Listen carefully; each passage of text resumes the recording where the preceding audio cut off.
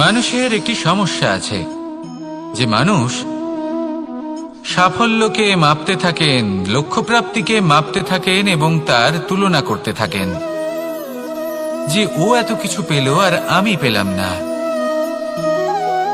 ওর কাছে এত কিছু আছে কিন্তু আমার কাছে নেই। এই তুলনা করার জন্য ওনারা দুঃখী হয়ে পড়েন, নিরাশ হয়ে পড়েন। তাই আমি একটা প্রশ্ন করছি যে এটা কি উচিত? এই সংসারে আপনি কি নিয়ে তুলনা করবেন, যেখানে সূর্যদেব চন্দ্রমা দুজনেই আছেন, দুজনেই হলেন বিশেষ, দুজনেই নিজ নিজ সময়ে উদিত হন। এদের মধ্যে একজন না থাকলে তাহলে আমাদের জীবন কঠিন হয়ে পড়বে। ঠিক সেইভাবেই আপনি যদি একটা বড় রেখা অঙ্কন করেন তাহলে অন্য রেখাটি ছোট হয়ে পড়ে না, সে তেমনই থাকে যেমনটা সে ছিল। আপনার অস্তিত্ব কখনো ছোট বা বড় হতে পারে না। শুধু তুলনা করার জন্য আপনার এটা মনে হতে পারে। যদি আপনি যুদ্ধ করতে চান আপনার তলোয়ারের প্রয়োজন পড়বে। যদি বস্ত্র তৈরি করতে চান এত বড় তলোয়ার দিয়ে কিছুই হবে না, তখন প্রয়োজন পড়বে একটা ছোট্ট সূচের। তাই তুলনা করবেন না, না নিজেকে ছোট মনে করবেন না অন্য কাউকে। সবার সাথে সহযোগিতা করুন, আর যদি তুলনা করতেই হয় নিজের সাথে করুন যে কাল আমি কেমন ব্যক্তি ছিলাম, আজ কি তার থেকে শ্রেষ্ঠ হয়ে উঠতে পেরেছি।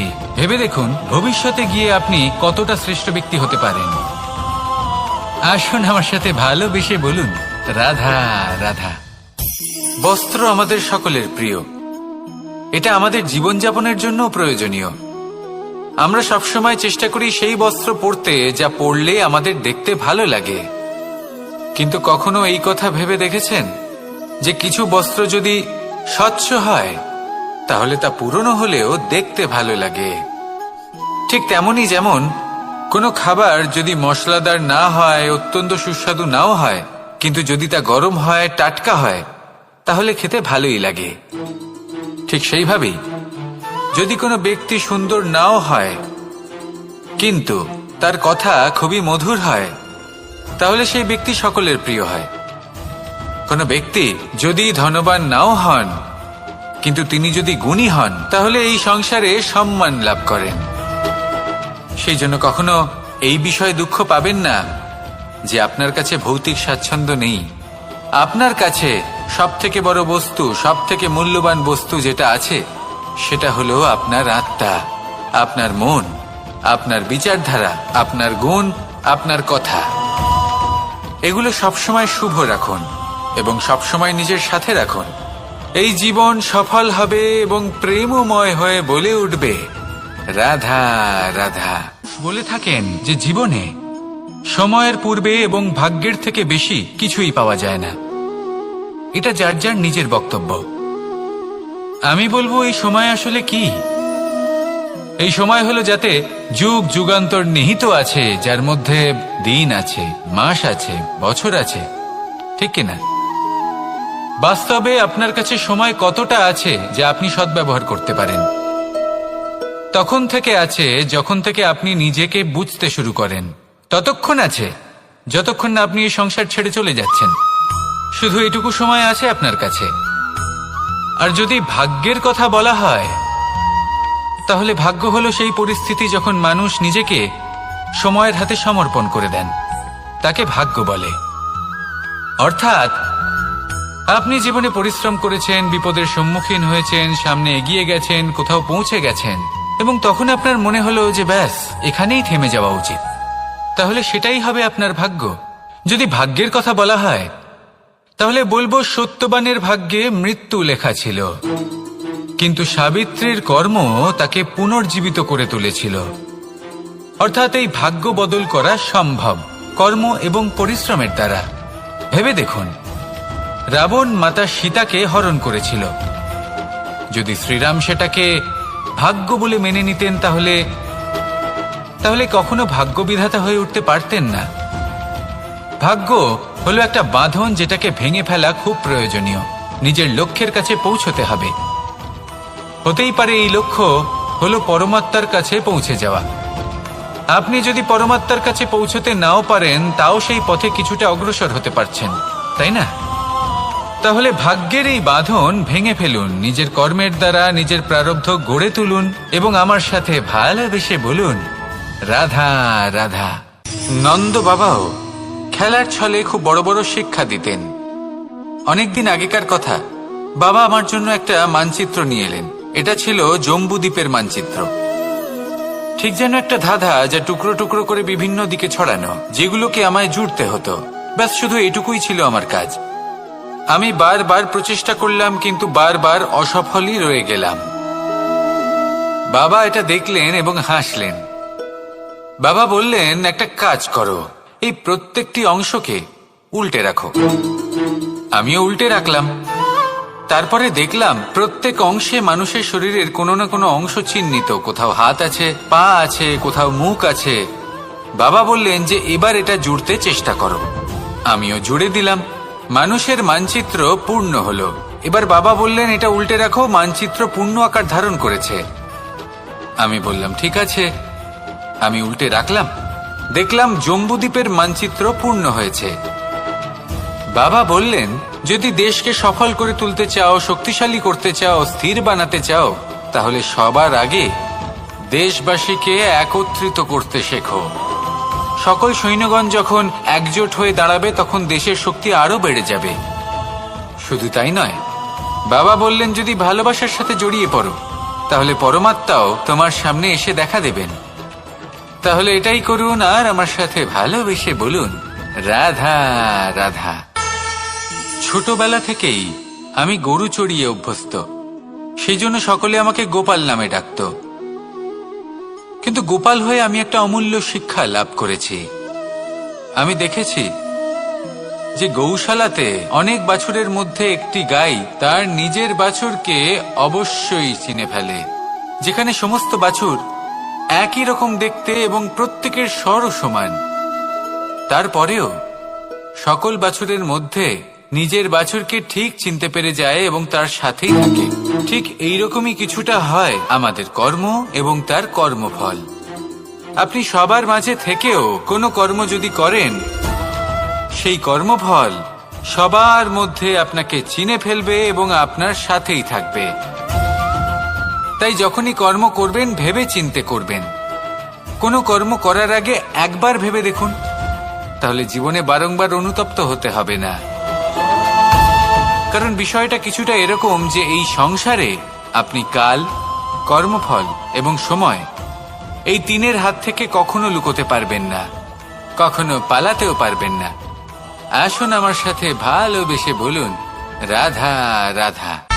জন্ম এবং মৃত্যু, একটি হলো জীবনের সূত্রপাত, আরেকটি জীবনের সমাপ্তি। এটা হলো একটি চক্র, এবং প্রত্যেক চক্রের মতোই এটাও যেখান থেকে শুরু হয় সেখানে এসেই সমাপ্ত হয়। অর্থাৎ প্রত্যেক ব্যক্তি যারা জন্ম নিয়েছেন, তার জন্মের সাথে এটা সুনিশ্চিত হয়ে যায় যে তার মৃত্যু হলো অবশ্যম্ভাবী। এই সংসারে এমন কিছুই নেই যা চিরকালের মতো থেকে যায়। এবার এটা আমরা সবাই জানি। আমাদের কাছে যে জীবনটা আছে, যেটা আমরা যাপন করতে পারি, সেই সময়কালে আমরা কি করতে পারি সেটা গুরুত্বপূর্ণ। এমন কিছু করুন যার ফলে মৃত্যুর পরেও আপনি অমর হয়ে থাকবেন। আমাদের কথা, আমাদের কর্ম এই সংসারে প্রেরণা প্রদান করতে পারে।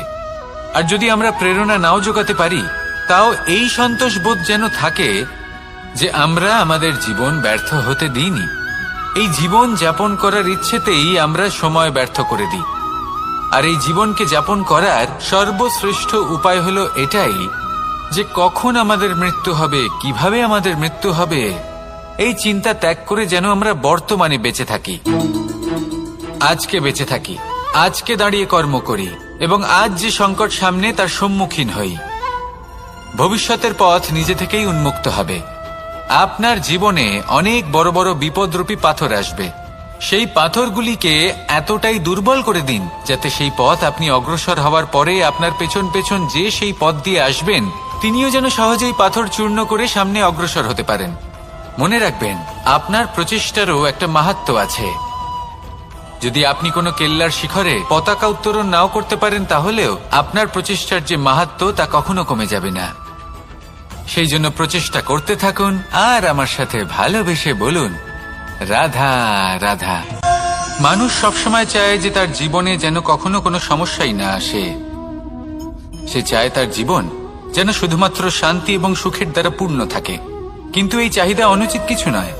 আমরা সবাই এটাই চাই যে জীবনে সুখ থাক, শান্তি থাক। কিন্তু এই কথা সবসময় মনে রাখবেন, যে সূর্য উদিত হন সংসারকে প্রকাশমান করেন, দুপুরবেলায় সংসারকে রৌদ্র প্রদান করেন, সন্ধেবেলায় তাকেও অস্ত যেতে হয়। এবার আমাদের জীবন চক্র কিছুটা এরকমই। কোনো কিছুই চিরকাল একরকম থাকে না।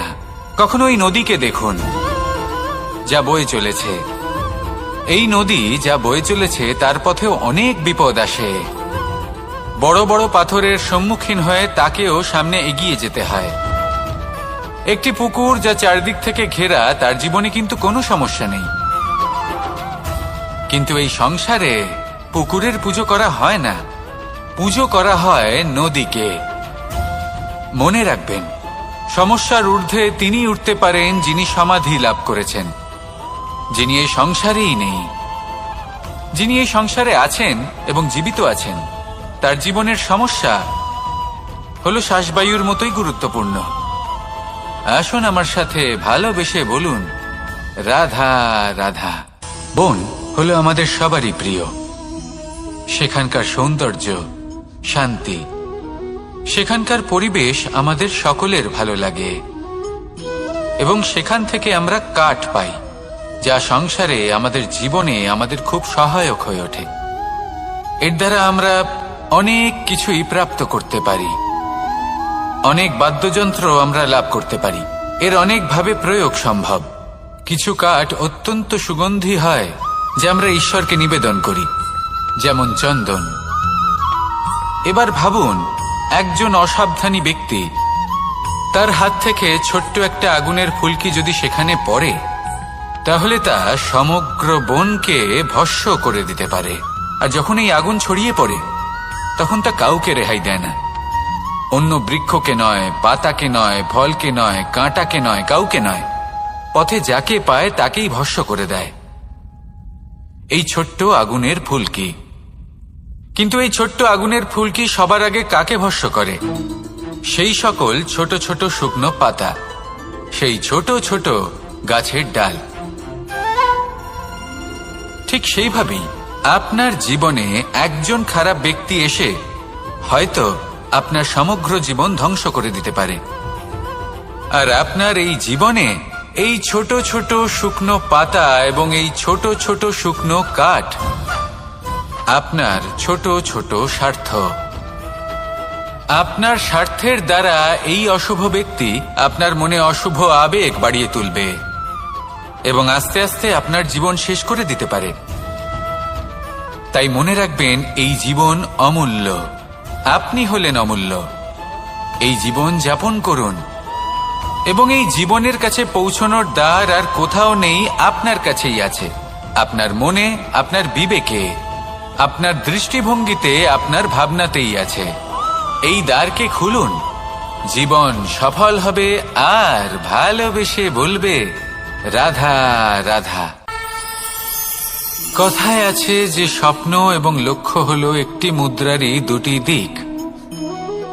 যতক্ষণ না স্বপ্ন দেখছেন, ততক্ষণ বুঝবেন কি করে আপনার লক্ষ্য কি?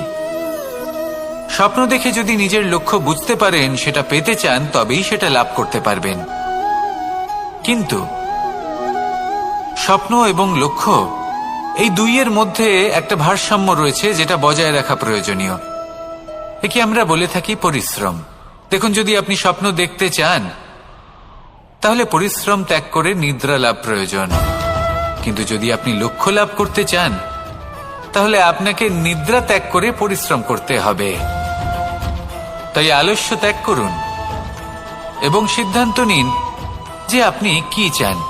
আপনার জীবনের এই তুলাদণ্ডে স্বপ্নের পাল্লা ভারী হওয়া প্রয়োজন নাকি লক্ষ্যের? আমার মতে এই দুইয়ের মধ্যে যদি ভারসাম্য বজায় রাখেন, তবে পথ নিজে থেকেই সামনে আসবে। শুধু সেই পথে অগ্রসর হতে থাকুন এবং আমার সাথে ভালোবেসে বলুন, রাধা রাধা। আমরা সবাই জীবনে সুখ লাভ করতে চাই। শুধু জীবনে কেন, জীবনের পরেও আমরা সুখ লাভ করতে চাই। আমরা সকলে স্বর্গের কামনা করি। কিন্তু খুব সহজ একটা কথা, যদি আপনি স্বর্গলাভ করতে চান তাহলে প্রথমে মৃত্যু লাভ করতে হবে। আপনি যদি প্রাণই না দেন তাহলে আপনি স্বর্গলাভ কিভাবে করবেন, তাই না? শুধু এই ছোট্ট একটা বিষয় দ্বারা আমরা জীবনে অনেক কিছুই শিখতে পারি। যদি আপনার কোনো লক্ষ্য থাকে, কোনো মনোবাঞ্ছিত স্থান থাকে, কোনো বড় কাজ আপনি করতে চান, তাহলে সেই সবই হবে। কিন্তু শুধুমাত্র কামনা করলে হবে না, আপনাকে কর্ম করতে হবে, নিরন্তর প্রয়াস, পরিশ্রম, পথ খুঁজতে হবে, সামনে অগ্রসর হতে হবে। কখনো অসফল হলে তার কারণ খুঁজতে হবে, বিপদের সম্মুখীন হতে হবে, অন্তর থেকে নিজের শক্তি বাড়িয়ে তুলতে হবে। তবেই আপনি নিজের লক্ষ্য লাভ করতে পারবেন, মনোবাঞ্ছিত স্থান পাবেন।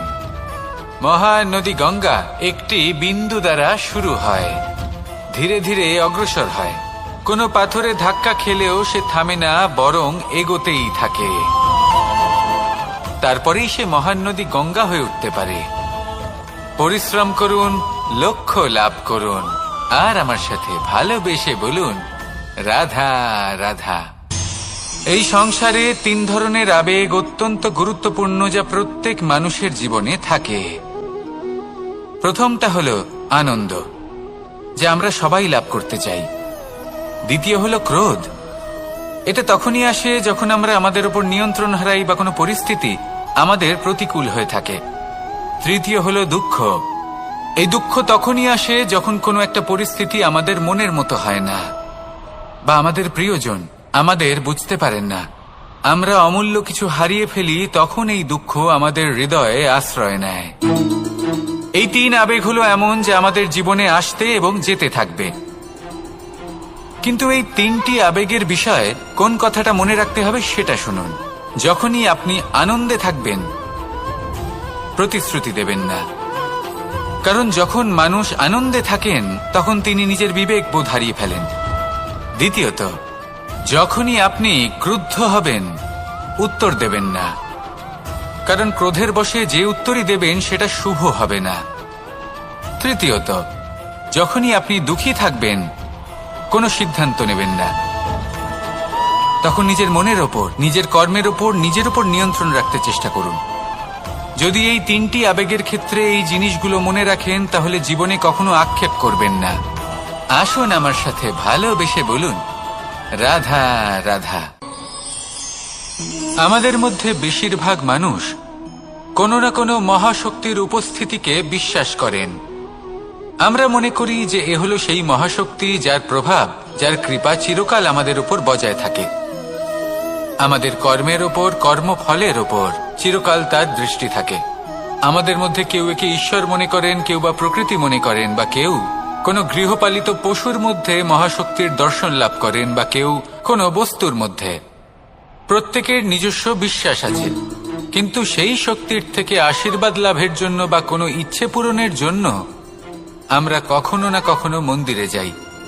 এই মন্দির শব্দের সূত্রপাত কিভাবে, আগে সেটা বুঝে নেওয়া যাক। মন্দির, এই শব্দের আরম্ভ হল মনের দ্বারা। কিন্তু বেশিরভাগ মানুষ যখনই মন্দিরে যান কোনো ইচ্ছে পূরণের জন্য বা ইচ্ছে পূরণ হওয়ার পরে ধন্যবাদ দেওয়ার জন্য, তখন তিনি শুধুমাত্র শারীরিকভাবে সেখানে উপস্থিত থাকেন। তার মন তো সাংসারিক কাজের মধ্যেই ঘোরাফেরা করতে থাকে, তাই না? তাহলে বলুন, এর অর্থ কি? যদি আপনি মন্দিরে নিজের মনকেই না নিয়ে যান, তাহলে তার কি লাভ হবে? মন্দিরে গিয়ে নিজের মনকে ঈশ্বরের চরণে পূর্ণরূপে সমর্পণ করুন। নিজের মন থেকে ঈশ্বরের আরাধনা করুন, আর এই মন থেকেই বলুন, রাধা রাধা। মানুষ শুধুমাত্র 2 ধরনের ব্যক্তির সামনেই নত হন। একজন হলেন তিনি যাকে তিনি সম্মান করেন, আর আরেকজন যাকে তিনি ভয় পান। এবার কোনো ব্যক্তি যদি আপনার সামনে নত হন, তাহলে তার পেছনের কারণ কি? আপনার প্রতি সম্মান নাকি আপনার প্রতি ভয়? সেটা আপনাকেই বুঝতে হবে। যদি আপনি এমন মনে করেন যে তাতে কি যায় আসে, ভয় হোক বা সম্মান, কেউ আমার সামনে নত তো হচ্ছেন, যদি এটা আপনার চিন্তা ভাবনা হয়, তাহলে আপনাকে মনে করিয়ে দিই, এই সময় এই সময় বদলাতে বেশি সময় লাগে না। আজ যে ব্যক্তি আপনাকে দেখে ভয় পাচ্ছে, কাল এই ভয়ের সমাপ্তিও ঘটতে পারে। আবার এমনও হতে পারে যে তার কাছে অত্যাধিক শক্তি চলে এলো। অনেক কিছুই হতে পারে। তাই মনে রাখবেন, যে মাথা ভয়ের কারণে নত হয় তা সময় এলে সবার আগে বিরোধিতা করতে পারে, আর যে মাথা সম্মানের কারণে নত হয় আপনার জন্য নিজের শিরচ্ছেদও সে করতে পারে। তাই সকলকে আপন করে নিন, কিন্তু ভয় প্রয়োগ করে নয়। কর্ম করুন এবং সম্মান অর্জন করুন। শুধু এটাই করুন আর আমার সাথে ভালোবেসে বলুন, রাধা রাধা। সূচের শেষে একটি ছিদ্র থাকে যার দ্বারা আমরা এই সুতো পরাতে পারি, আর তারপর সূচের সাহায্যে এই সুতো দিয়ে বস্ত্র সেলাই করা যায়। কিন্তু যদি সুতোটা সোজা করে ধরা না হয় তাহলে সূচে কখনো এই সুতো পরানোই সম্ভব নয়। যদি এতে কোনো গিঁট পড়ে তখন তা কখনোই এই ছিদ্র দ্বারা প্রবেশ করা সম্ভব নয়। ঠিক এইভাবেই যদি আপনি কারোর জীবনে প্রবেশ করতে চান, কারোর অন্তরে প্রবেশ করতে চান, তাহলে আপনাকেও সহজ থাকতে হবে। এতে কোনো গিঁট থাকলে চলবে না, অর্থাৎ মনে যাতে কোনো মালিন্য না থাকে, যেন কোনো কুচিন্তা না থাকে। যদি এসব থাকে তাহলে আপনি কখনো কারোর জীবনে প্রবেশ করতে পারবেন না। আর যদি কোনোভাবে আপনি প্রবেশ করেও যান তাহলে তার মনে ঘর করতে পারবেন না। নিজেকে এই সুতোর মতন করে তুলুন, সহজ। মনে যেন কোনো কুচিন্তা না থাকে, সবার প্রতি যেন সদ্ভাবনা থাকে, শুভ চিন্তা থাকে। এমনটা করতে থাকুন। এমন একটা দিন আসবে যেদিন এই সমস্ত সংসারের ব্যক্তির মনে আপনি বাস করবেন, আর তখন এই মন প্রসন্ন হয়ে বলবে, রাধা রাধা। সূর্য হলেন আমার অত্যন্ত প্রিয়। প্রতিদিন আমাকে নতুন শিক্ষা দিতে থাকেন। একবার সূর্যকে দেখুন। 4 প্রহর পর্যন্ত উনি অন্ধকার সহ্য করেন, তারপর আস্তে আস্তে উদিত হন। প্রথমে লাল, তারপর গেরুয়া, তারপর শ্বেত বর্ণ ধারণ করেন। আস্তে আস্তে আকাশে উদিত হন, আর তারপর সমস্ত সংসারে প্রকাশমান হয়ে উঠবেন। এ হলো সূর্যের তপস্যা, তার ধৈর্য, তার প্রতীক্ষা, তার পরিশ্রম, যার ফলে উনি সংসারে সর্বোচ্চ স্থান অধিকার করেছেন। যদি আপনিও এই সংসারে সূর্যের মতোই মহান হয়ে উঠতে চান, সূর্যের মতো এই সংসারে সর্বোচ্চ স্থান অধিকার করতে চান, তাহলে আপনাকে সূর্যের মতোই তপস্যা করতে হবে, প্রতীক্ষা করতে হবে, ধৈর্য ধরতে হবে, পরিশ্রম করতে হবে। তবেই এই সংসারে আপনি সম্মান লাভ করবেন, যশ লাভ করবেন। আসুন আমার সাথে ভালোবেসে বলুন, রাধা রাধা। স্বপ্ন। আমরা জীবনে স্বপ্ন দেখতে থাকি, সেটা পূরণ করার পূর্ণ প্রয়াস করে থাকি। কিন্তু এই স্বপ্ন পূরণ না হওয়ার পরিস্থিতিতে আমরা ভেঙে পড়ি, ছিন্ন বিচ্ছিন্ন হই। আর তারপর এই বোঝা আমরা আগামী প্রজন্মের ওপর রীতিমতো চাপিয়ে দিই। আমরা এটাই মনে করি যে আমরা যেটা হতে পারিনি সেটা আমাদের সন্তান অবশ্যই হবে। আমরা যা কখনো পাইনি আমাদের সন্তান অবশ্যই তা পাবে। এটা যে অনুচিত সেটা আমরা ভাবি না, কিন্তু এটা ভুল। আর এই ভুল আমরা সকলেই করে থাকি। সন্তান প্রকৃতি আর পরমাত্মার আশীর্বাদ। ওদের ভেতরে তাদের নিজের একটা অস্তিত্ব। রাধা রাধা।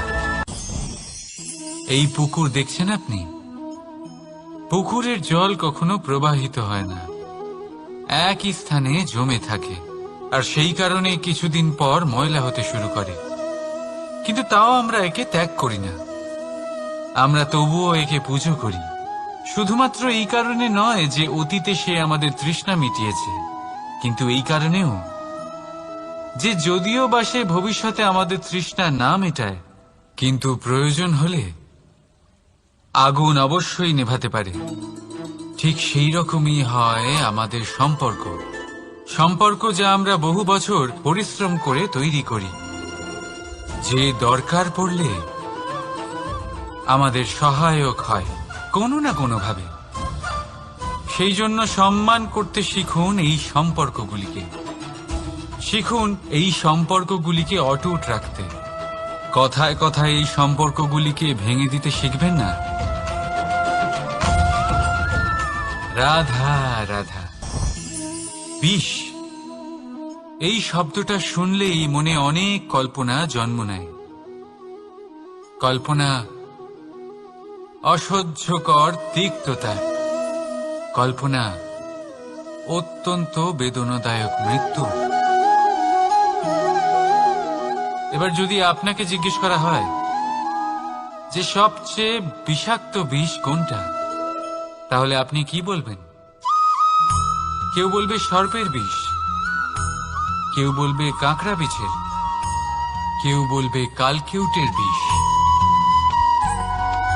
কিন্তু না, এই সমস্ত রকম বিষ সেই বিষের সামনে টিকতে পারবে না যাকে আমরা বলে থাকি কানের মধ্যে ঢালা বিষ। শুনতে অত্যন্ত মিষ্টি, কিন্তু তিক্ততায় অত্যন্ত বিষাক্ত।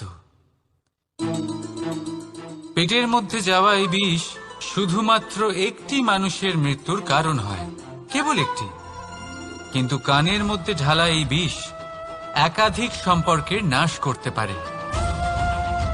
আর এটাতে সেই ব্যক্তির ভুল নেই যে আপনার কানে বিষ ভরেছে। আপনি তাকে দোষ দিতে পারেন না। এখানে দোষ আপনার নিজের, যে এই বিষকে আপনি নিজের উপরে প্রভাব ফেলতে দিয়েছেন। এই বিষকে সুযোগ দিয়েছেন আপনার ক্ষতি করতে। এটা আপনার ভুল। সেই জন্য কুমন্ত্রণায় কখনো কান দেবেন না। আপনার মনে ভালোবাসার দৃঢ়তা জাগিয়ে তুলুন আর নষ্ট করে দিন এই সংসারের সমস্ত বিষের প্রভাবকে। রাধা রাধা। জীবন, আমাদের এই জীবন, সুখ আর দুঃখ, এই দুইয়ের মিশ্রণ। এদের সংমিশ্রণই জীবনের ভারসাম্য বজায় রাখে। এখন এই সুখ, সুখ এমন এক বস্তু যাকে সবাই খুঁজে চলেছে। দুঃখ এমন এক অনুভূতি যা সবার কাছে আছে। আমাদের প্রত্যেকের জীবনে সুখ আর দুঃখ আসতে থাকবে আর যেতেও থাকবে। এটা অবশ্যই জীবনে থাকবে। কিন্তু সফলতা, এটা সবার জীবনে আসে না। কেন? কারণ এই সফলতা সুখ আর দুঃখের দ্বারা প্রাপ্ত হয় না। সফলতা প্রাপ্ত হয় নিজের উপরে বিশ্বাস করতে থাকলে। আকাশের ওই সূর্যকে দেখুন। সূর্যের বিশ্বাস আছে নিজের উপর যে সে সমস্ত জগৎকে আলোকিত করতে পারবে। নিজের প্রথম রশ্মি দিয়ে অন্ধকারকে দূর করতে পারবে। সূর্য এই বিশ্বাস নিয়েই আসে, আর কিছুক্ষণের মধ্যেই সমস্ত সংসার থেকে অন্ধকারকে বিনাশ করে ফেলে সে। তাহলে মনে রাখবেন, এই সুখের আভাস, এই দুঃখের অনুভূতি আসতেও থাকবে আর যেতেও থাকবে। শুধু নিজের উপরে বিশ্বাস রাখুন। তারপর দেখবেন এই সফলতা আপনার দাস হয়ে থাকবে। রাধা রাধা। চাঁদ কত শ্রেয়, শুভ্র, কত সুন্দর। কিন্তু যদি আপনি মনোযোগ সহকারে দেখেন তাহলে দেখবেন এই চাঁদেও দাগ আছে। আর এই দাগগুলি থাকার কারণে কি এই চাঁদের মাহাত্ম্য কখনো কমে যায়? কখনো নয়। এর কারণ হলো চাঁদের নিরন্তর চেষ্টা। একবার এই আকাশে দেখুন। এই অন্ধকার সবসময় চেষ্টা করে চাঁদকে ঢেকে দেওয়া, কিন্তু এই চাঁদ সবসময় এই অন্ধকারের সাথে লড়াই করতে থাকে। অমাবস্যা থেকে শুরু করে চাঁদের এই যাত্রা পূর্ণিমা অবধি পৌঁছেই যায়। আর তাই এই চাঁদের পুজো করা হয়। এই কারণে এই চাঁদকে মাহাত্ম্য দেওয়া হয়। এইভাবেই যদি আপনার মধ্যে কোনো দোষ থাকে, কোনো খারাপ কিছু থাকে, তাহলে সেটা কোনো বড় ব্যাপার নয়। চেষ্টা করুন সেটাকে শুধরে নেওয়ার। কিন্তু সেই কারণে নিজেকে খারাপ মনে করা, এটা অনুচিত। নিজের ভুলগুলো, নিজের দোষগুলো, নিজের খারাপ দিকের কথা ভুলে আপনি এই সংসারের ভালোর দিকে প্রস্থান করেই দেখুন না। আপনি দেখবেন আপনার অন্তরের তেজ ঠিকরে বেরোচ্ছে। রাধা রাধা। এই পিঁপড়েদের দেখছেন আপনি? সবাই একই রকমের। এদের মধ্যে তফাৎ খুঁজে বার করা অসম্ভব। মনে হয় যেন ওদের আলাদা আলাদা অস্তিত্বই নেই।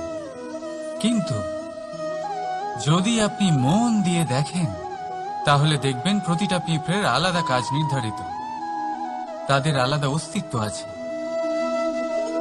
কেউ বাড়ি বানানোর জন্য মাটি সংগ্রহ করতে পটু, কেউ ঢিপি বানাতে পটু, কেউ খাবার খোঁজায় পটু, আবার কেউ সেই খাবার আনায় পটু। ঠিক সেরকমই হয় মানুষেরা। মনে হতেই পারে সবাই একই রকম, কিন্তু প্রতিটা মানুষের ব্যক্তিত্ব, প্রতিটা মানুষের অস্তিত্ব ভিন্ন হয়। আর সত্যি কথা বলতে কি, প্রতিটা মানুষের ভিন্নতাই আমাদের প্রগতির দিকে নিয়ে যায়। ভাবুন, যদি আপনাকে কারোর সাথে হাত মিলিয়ে চলতে হয়, তাহলে আপনাকে আপনার সোজা হাত তার উল্টো হাতে ধরে এগোতে হবে। এটাই সৃষ্টিকর্তার সৃষ্টির নিয়ম। ভিন্নতা, এই ভিন্নতাকে আশীর্বাদ ভেবে চলুন, এতে কোনো খারাপ নেই। রাধা রাধা। দাদা আমাকে বহুবার জিজ্ঞেস করেন যে কানাই, তুমি রাধার সাথে এই সংসারকে প্রেম শেখাতে এসেছো, তাহলে কেন তুমি রাধাকে এত বিরক্ত করো? কেন ও তোমাকে বিরক্ত করে? কেন এই ঝগড়াঝাটি হয়? কেন এই টানাপোড়েন চলে? এবার এটার উত্তর আমি কিছুটা এইভাবে দিতে চাই। পিঁপড়ে সেই বাড়িতেই প্রবেশ করে যেখানে মধু উপস্থিত আছে। যদি আপনার বাড়িতে মধু থাকে, কোনো মিষ্টি জিনিস থাকে, মিষ্টত্ব থাকে, তাহলে পিঁপড়ে সেখানে অবশ্যই প্রবেশ করবে। ঠিক এইরকমই হয় আমাদের সম্পর্ক। এর মধ্যে ছোটখাটো ঝগড়াঝাটি, টানাপোড়েন, রাগ করা, মন ভাঙানো, এই সব তো চলতেই থাকে। বিশেষ করে সেই সম্পর্কগুলিতে যেখানে মিষ্টত্ব আছে। মনে রাখবেন, যেই সম্পর্কে কোনো খুনসুটি নেই, রাগ করা, মান ভাঙানো নেই, কোনো ছোটখাটো ঝগড়াঝাটি নেই, সেই সম্পর্ক শুধুমাত্র মস্তিষ্ক দিয়ে পালন করা হচ্ছে, মন থেকে নয়। তাই মন থেকে ভালোবাসতে শিখুন। আর এই ছোটখাটো ঝগড়াঝাটির, এই অম্ল মধুর খুনসুটির আনন্দ উপভোগ করুন, কারণ এতেও ভালোবাসা আছে। রাধা রাধা। এই পুস্তক বড়ই কাজের জিনিস। কাহিনী হোক, কবিতা হোক, স্মৃতি হোক, এতে যাই লিখে দেবেন তা ভবিষ্যতের পুঁজি হয়ে যাবে। কিন্তু যদি কখনো এমন হয় যে এই পুস্তক ময়লা হয়ে যায়, বা যদি কোনো পাতায় আপনি ভুল করে কালি ফেলে দেন, বা কোনো বাক্য লিখতে গিয়ে আপনি ভুল করে ফেলেন, তাহলে আপনি কি করেন? সেই পুস্তক কি আপনি তুলে ফেলে দেন? না, তাই তো। শুধু একটা পাতা ছিঁড়ে ফেলেন, যাতে সেই পুস্তক সঠিক থাকে, সুন্দর হয়ে ওঠে। এই পুস্তকের মতোই হয় আমাদের সম্পর্ক। তার সেই এক পাতা, একটা ভুল। তাই যে কোনো সম্পর্কে যদি কারোর কোনো ভুল হয়ে গিয়ে থাকে, তাহলে সেই ভুলকে সম্পর্ক থেকে দূরে করা সঠিক হবে। সেই ভুলকে ভুলে যাওয়াই সঠিক হবে। সেই সম্পর্ক ভাঙা নয়, সেই সম্পর্ক সামলে রাখুন। কারণ ভুল তো সবার দ্বারা হয়। যদি এরকম করেন, তবেই জীবনরূপী পুস্তক আরো সুন্দর হয়ে উঠবে।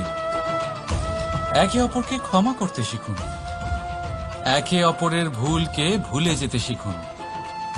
তারপর দেখবেন এই জীবনে আরো আনন্দ আসবে, আর এই সম্পর্ক নিঃশ্বাস নিতে থাকবে।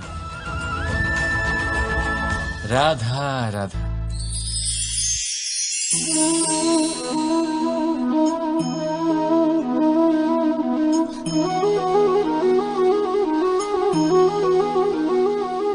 আমার এই ছায়া দেখতে পাচ্ছেন আপনি?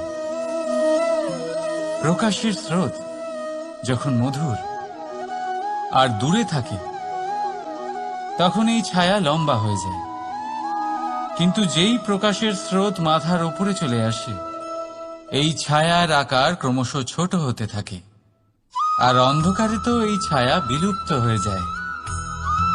কিছুটা এরকমই হয় আমাদের অহংকার। সুখের আগমন হলে বৈভবের উপলব্ধিতে এটা বাড়তে থাকে, কিন্তু যেই সংকটের তাপ বেড়ে ওঠে অহংকার ছোট হতে থাকে। আর যখন সংকটের এই অন্ধকার আমাদের চারিদিক থেকে ঘিরে ধরে তখন এই অহংকার আমাদের ছায়ার মতোই বিলুপ্ত হয়ে যায়। আর কেউ নয়, এই আত্মসম্মান নয়, এ হলো অহংকার। আর অহংকার আর কিছুই নয়, শুধু পতনের দিকে প্রথম পদক্ষেপ। আর এই জীবনে পতনের দিকে নয়, প্রেমের দিকে এগিয়ে যান। আর আমার সাথে ভালোবেসে বলুন, রাধা রাধা। আপনি কি কখনো ফলে ফুলে পরিপূর্ণ বৃক্ষ দেখেছেন? তার ডালগুলো কিরকম স্বাধীনভাবে বেড়ে ওঠে, কিন্তু যদি এই ডালগুলো মূলের সাথে ঠিকভাবে যুক্ত না থাকে, সেই বৃক্ষের মূলগুলি গভীর না হয়, তাহলে কি হবে? তাহলে কি সে সেই সব সুবিধা পাবে? কখনোই নয়। সেই বৃক্ষের ডাল পড়ে যাবে, সেই বৃক্ষ ভূমিষ্ঠ হয়ে যাবে। ঠিক সেইভাবেই চিন্তা ভাবনার স্বাধীনতার আনন্দ আপনি তখনই আস্বাদন করবেন যখন আপনার শিক্ষা গভীর হবে। তাই স্বাধীন থাকুন দৃষ্টিভঙ্গিতে, কিন্তু যুক্ত থাকুন শিক্ষার সাথে। রাধা রাধা। সমাজ, আমরা এই সমাজে বাস করি আর বহুবার একটা গুরুত্বপূর্ণ কথা ভুলে যাই। এই সমাজ আমরা সকলে মিলে তৈরি করি। সমস্ত সময় কাটিয়ে দিই এইটা ভাবতে ভাবতে যে এই সমাজ কি ভাববে, আমার কি করা উচিত, আমার কি ভাবা উচিত, কি পড়া উচিত, কোনটা সঠিক কোনটা ভুল। যদি আমি এটা করি তাহলে কয়েকজনের এটা মনে হবে না তো যে আমি খারাপ, যখন আমি তা নই। মনে ভয় উৎপন্ন হয় সেই কয়েকজন মানুষের জন্য। তার কারণ হলো আমরা আমাদের মনের কথা শুনতে পাই না, না শুনতে পারি, না বলতে পারি, আর না করতে পারি। সেই কয়েকজন মানুষের ভয় আমরা খারাপের বিরোধিতা করা ছেড়ে দিই। কিন্তু কখনো নিজেকে জিজ্ঞেস করুন, শেষ পর্যন্ত কারা এই কয়েকজন মানুষ? এই সংসারে প্রতিটি মানুষেরই নিজের আলাদা আলাদা ব্যক্তিত্ব আছে, আলাদা দৃষ্টিভঙ্গি আছে। তাই যদি আপনি এটা ভাবেন যে আপনি সবাইকে খুশি করতে পারবেন, তাহলে আপনি ভীষণ বড় ভুল করছেন। জীবনে কর্ম তাই করুন যাতে আপনার অন্তরাত্মা সন্তুষ্ট হয়। আর অন্তরাত্মা সন্তুষ্ট তখনই হবে যখন আপনার কর্ম শুভ হবে। তাই নিজের মনের কথা শুনে এই সংসারে শুভ কর্ম করতে থাকুন, তবেই এই সংসারের কর্মে আপনি সার্থক হবেন। রাধা রাধা।